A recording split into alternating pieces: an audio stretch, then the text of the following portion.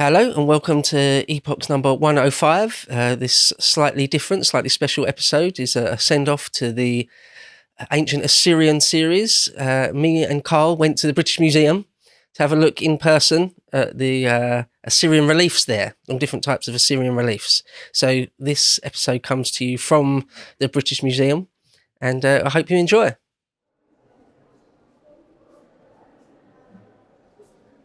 You can just see what a highly militaristic culture they have. It's even on the bronze inlay, it's just us sacking cities, taking prisoners. Like, you can come in and see a full scale relief of what we did. It's just all they do. And This is Shalmaneser III. yeah. So again, it's sort of they're Neo-Assyrians, aren't they? But it's from 858 to 824. yeah. So they're Neo-Assyrians, but Very there's still a couple hundred years or more to go before the end. And even wood is relatively rare. Well, not rare, but We've got to report it. it was. It's not like they had endless wood like in Northern Europe. So to be able to put your hands on so much cedar was really quite something. And even in the castles made by someone like William the Conqueror, say, didn't have anything on this scale. No. If you were a peasant walking into this, This does speak of someone that's sort of a conqueror of the world. Yeah. The amount of confidence, sort of the inner confidence you would have, sort of a boundless or endless confidence to commission something like this. you can see why the Assyrians had a high opinion of themselves. Well, I just love that all it is just captives and soldiers, and just look at these guys with their arms bound behind their backs. Just any and every opportunity to remind people you're not to be messed with, Yeah, essentially. and there's just parades of soldiers and captives, people being trampled over.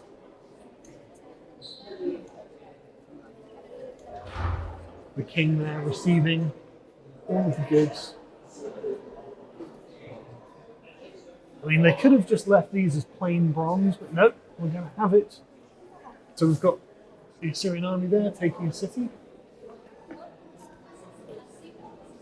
And it's just the most militaristic culture I've ever seen.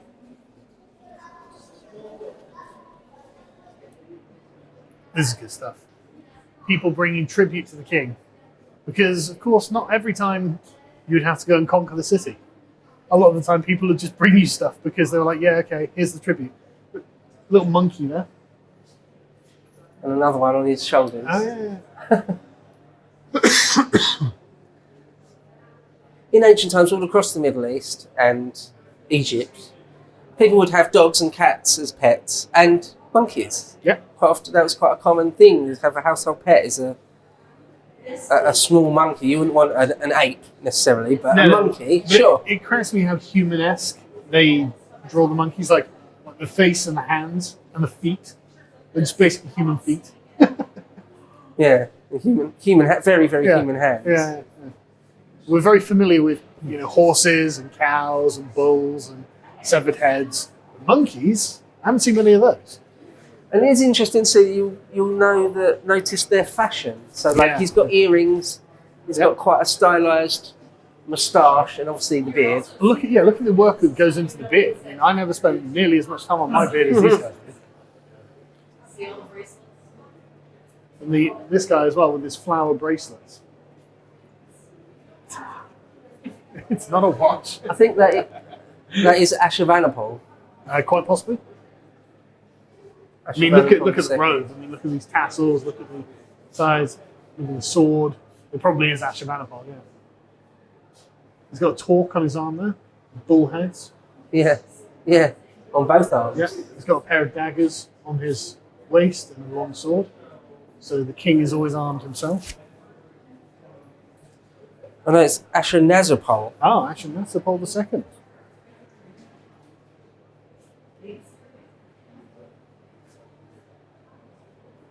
I like the hand just resting on the hilt of the sword.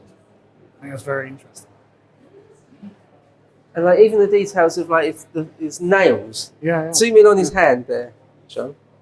Yeah, get the Like you can see like the cuticles and his fingernails and everything.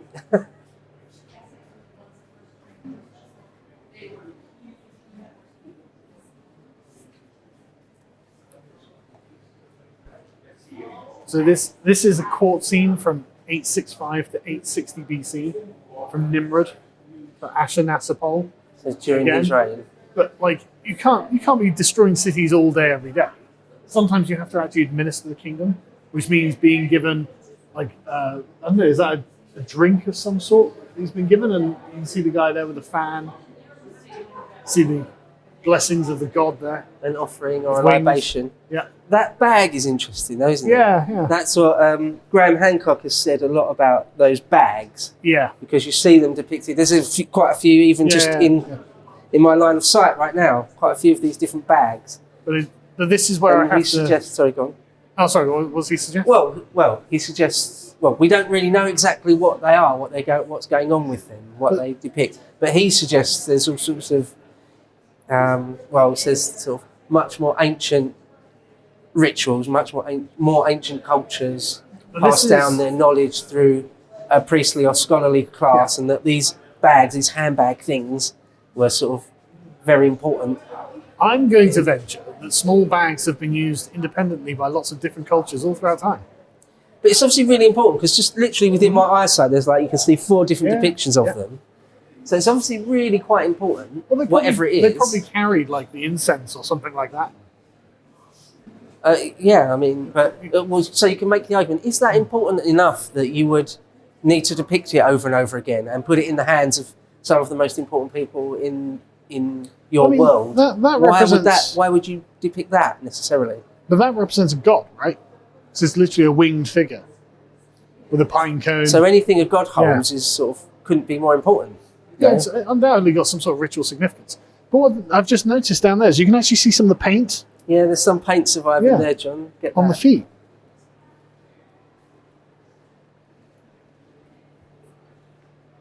Actually, nice set of colours as well. You can see the paint on the straps as well, so you can see how they would have painted themselves. And the sandals.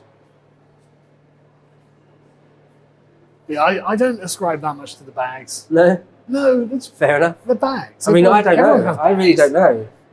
No, I mean, I don't know. I feel like Hancock does embellish things a bit. I'm not saying he's embellish. You just don't know. That's yeah. Oh yeah, and his calves look ridiculously hedge calves. I mean, is that meant to depict Asher himself? I think it might be. Yeah. I think it might be. It's like what they're calling the winged protective spirit. Well, yeah, he's going to be a Giga Chad as well. Yeah, look at Asher. Which one was it? Asher Nazapal, yeah. Look at his forearms. And the totally unperturbed look on his face. Like, I literally have an Empire of Terror, and it doesn't faze me at all. You know. What I find interesting is notice how the eunuchs have always got a bit of a double chin. All of the eunuchs are a bit chubby. I just find that interesting. Is that because you lose loads of testosterone and get loads of estrogen? If you're a eunuch. Yeah. And so you can't help but put on a little bit of baby fat sort of thing. Puppy fat. And so the eunuchs are always depicted kind of a puppet. But notice they're armed as well. There's guards.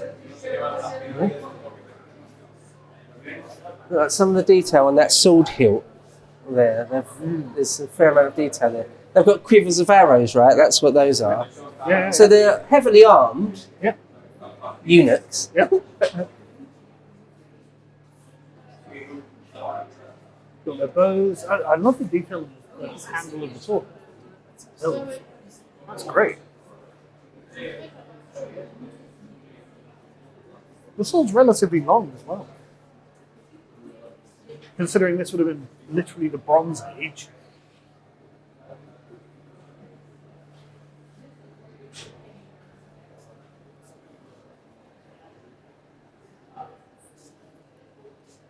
Even though I said earlier that, it's quite a realistic, well, very realistic form of depiction. Also, they're deciding to keep it in profile, and it's still low relief. That's if you get too close. If you get too close, the little alarm goes off. Right, okay. Yeah. But sorry, go on. Sorry. So yeah, it's just a funny mixture of being realistic, sort of as realistic as they can manage, you would have thought, and still heavily stylized at the same time. As I say, sort of 2D almost. I find it or in interesting. profile at least. I find it interesting how the writing is just stamped across the whole thing, like on his fingers in the bag. Yeah. Yeah, I don't know what the spirit's carrying in the bag. But maybe it's just more pine cones. But look, there and there. Yeah. It's very deliberately added in. Like it's of key importance. I can get why Graham Hancock would make the argument that there's something more to it than just, it's just a bag. People had bags.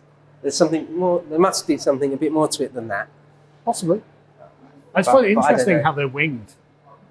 Like, sort of biblical angel style wings. Well, if it is Ashur. And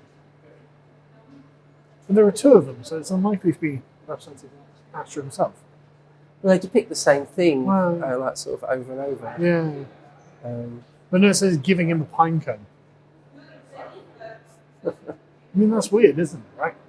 Why a pine cone? Well, it looks like a pine cone anyway. Yeah. Well, we don't, like I said earlier, even the experts sort of say, we think it's this. They'll say, with quite a lot of confidence, this is what's happening here, this is what you're seeing. Well, it's actually quite often a little more than an educated guess. Yeah, but look at the detail on the end of the scabbard.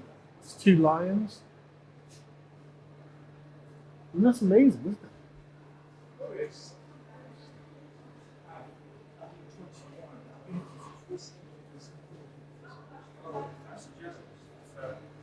South, I'm covering 7 to 10.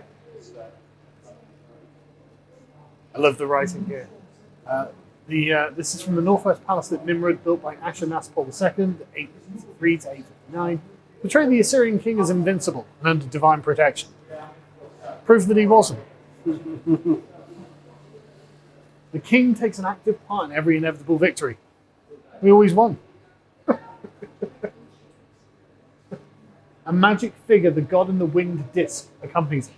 That's Ashur.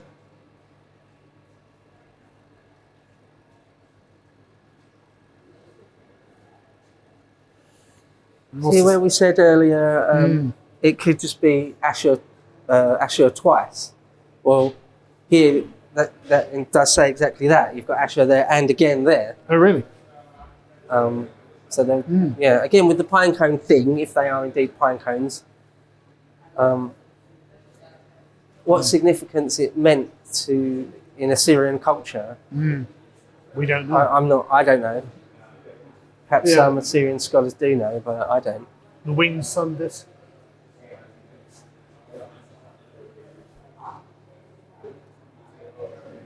Oh yeah, look, you can see the trim on the cloaks and stuff carved in. And this would all have been painted. The necklace that he's wearing there. Yeah, that's quite an ornate neck decoration. Yeah, holding a rod. Some sort of symbol of office.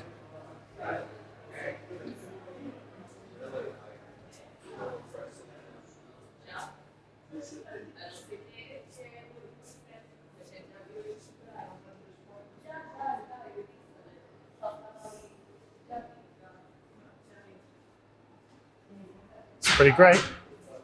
Got an eagle head and a pine cone and a bag.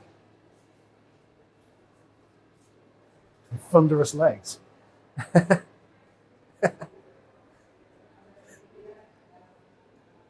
think the wings look fantastic.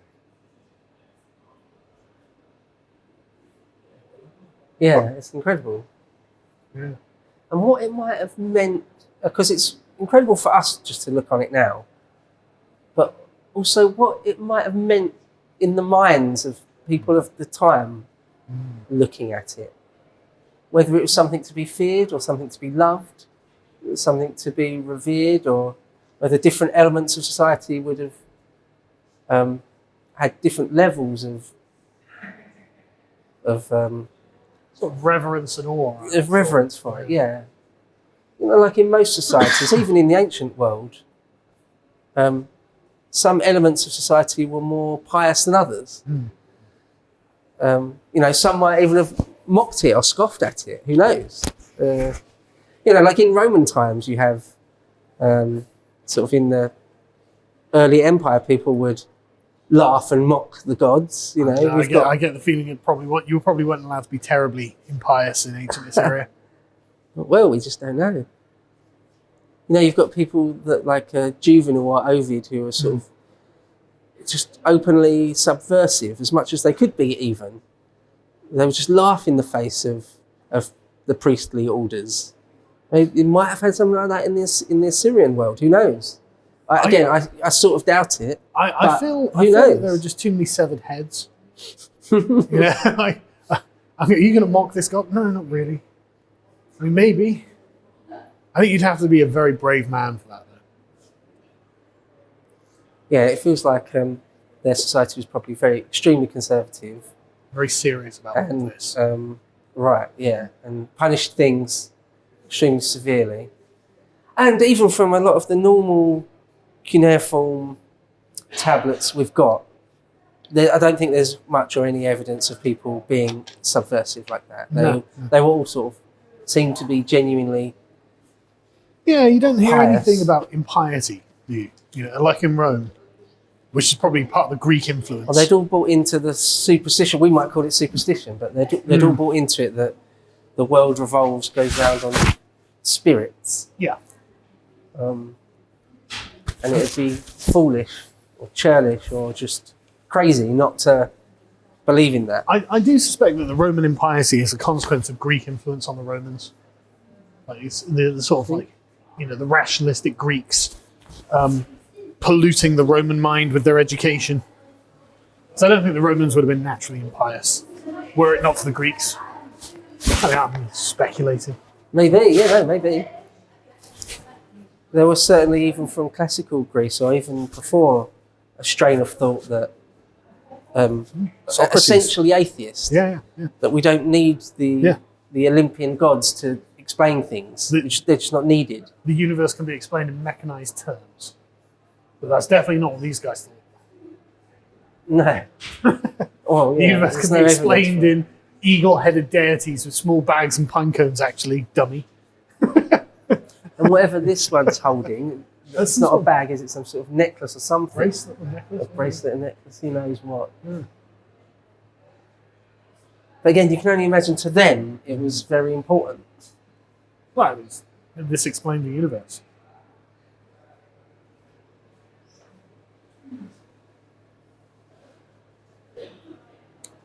Yeah, interesting sacred trees. Some sort of plant. Is it like a collection of thistles, or is it more like a... do they have thistles? Yeah, I doubt they even have thistles. Yeah. But they've got some sort of sacred plant there. Tree of life or something.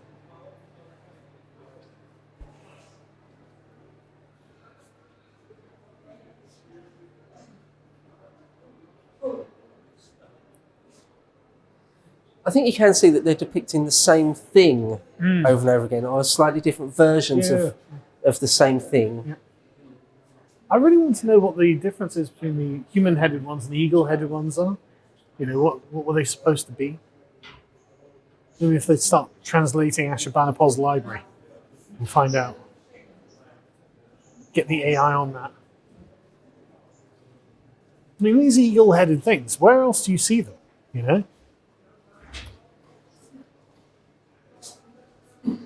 Something... This guy's got a crest. Great. Something a little bit Mesoamerican about it, isn't there? Something Aztec-y. Yeah. Of course, it couldn't be more further away from that. I mean, it's a very imposing creature that they're depicting here, and they're depicting over and over.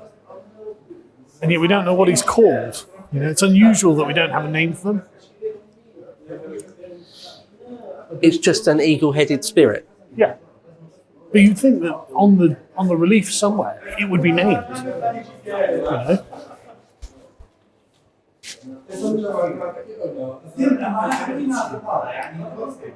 But these eagle-headed spirits clearly play quite an important role in whatever the religious life was that they represented.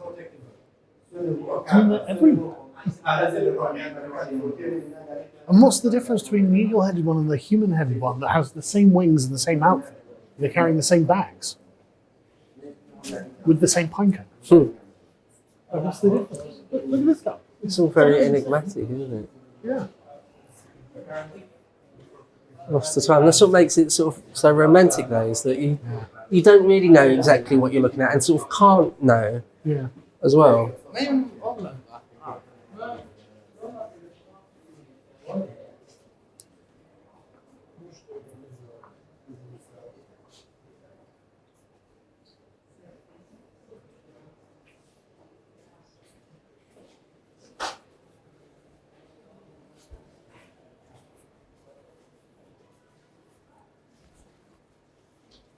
I love the standard inscriptions.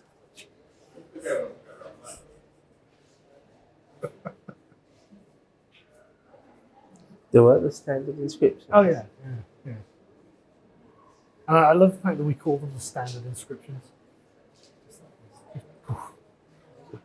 It's the stamp.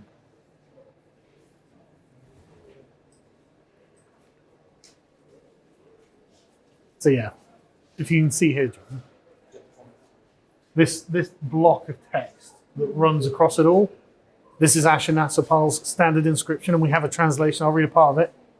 Palace of Ashurnasirpal, priest of Ashur, favourite of Enlil in Ninurta, beloved of Anu and Dagon, the weapon of the great gods, the mighty king, king of the world, king of Assyria, son of Tuk-Tolninurta, the great king, the mighty king, king of the world, king of Assyria, son of Adad-Narari, the great king, the mighty king, king of Assyria, the valiant man, who acts with the support of Ashur his lord and has no equal among the princes of the four quarters of the world, the wonderful shepherd who is not afraid of battle, the great flood which none can oppose, the king who makes those who are not subject to him submissive, who has subjugated all of mankind, the mighty warrior who treads on the necks of his enemies, tramples down all foes, and shatters the forces of the proud, the king who acts with the support of the great gods, and whose hand has conquered all lands, who has subjugated all the mountains and received their tribute, taking hostages and establishing his power over all countries. And it goes on, but I'm not going to. It goes on quite extensively about how brilliant Ashurnasirpal is.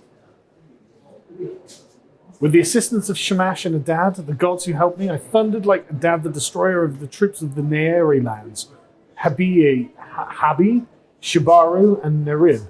I am the king who has brought in submission at his feet the lands from beyond the Tigris to Mount Lebanon, and the Great Sea, the Mediterranean. The whole of the land of Lache, the land of Sui, and it goes on and on and on. It's just, I'm the best around. Yeah. That's what you need to know. The takeaway from this whole thing is that I'm better than you, whoever you are. It gets better than that. I am Ashurnasirpal, the celebrated prince who reveres the great gods, the fierce dragon, conqueror of the cities and mountains to their furthest extent, king of rulers who has tamed the stiff-necked peoples, who is crowned with splendor, who is not afraid of battle, the merciless champion who shakes resistance, the glorious king, the shepherd, the protection of the whole world, the king, the word of whose mouth destroys mountains and seas, whose by lordly attack has forced fierce and merciless kings from the rising to the setting sun to acknowledge one rule. What have you done with your life, eh? One king. There's one king to rule them all, yes, isn't it? Basically, yeah, it literally is. Again, I think we said it in one of the epochs. I think I did, where I said there's different cultures that encourage you to essentially show off, to not really show any humility, and then other cultures where you do. This is not a culture of humility. Yeah. You just want to dial up how great you are. Yeah. But absurdly, right? I mean, Yes. maybe it's the 21st century English sensibility, but to us that's absurd, isn't it? I would be embarrassed. Right? Yeah, you would be. know? Yeah. Yeah. Yeah. But at least it's not someone who is lacking self-confidence. Like commissioning a golden colossus in your own image. Like, Why not? like if you could afford one, if you had all the money in the world, if you were Elon Musk and no one was going to even chew you out for wasting money, imagine, would you commission a golden colossus in your own image? I mean, I I personally still wouldn't. Yeah, I personally wouldn't, but I appreciate that literally every Assyrian king did. So these balls are from one of Sargon II's cities. Yep. So they predate the Sennacherib things a little bit. Mm-hmm. And obviously you can see they're absolutely gigantic. And very beautiful as well. Yeah. I think what's interesting is, one of the things that's interesting about them is that from the front you can see he's got 2 legs. Yeah. But then in profile he's got 4 legs still. So he's actually 5-legged. Yeah. But obviously what it's trying to represent is dimension. Yeah. So that you can see from both angles that it's sort of a 4-dimensional. Get them out. Yep. You know the Chaos Dwarves from Warhammer? They're obviously inspired. The other parasite of that. Um, So this is when you're I love the detail on the wings, the symmetry of the feathers. I think when these were brought here, they had to be cut into a few pieces. Really? Yeah, because they're just too heavy to put on ships and things. I can believe it. And they're putting them back together sort of fairly seamlessly.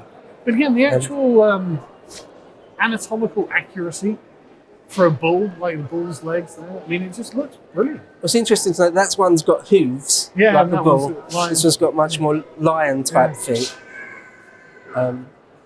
It's just such good quality for like 865 BC. Compared to like the early Greek statues of the same time, which look totally primitive. And the amount of time and effort that's gone into it.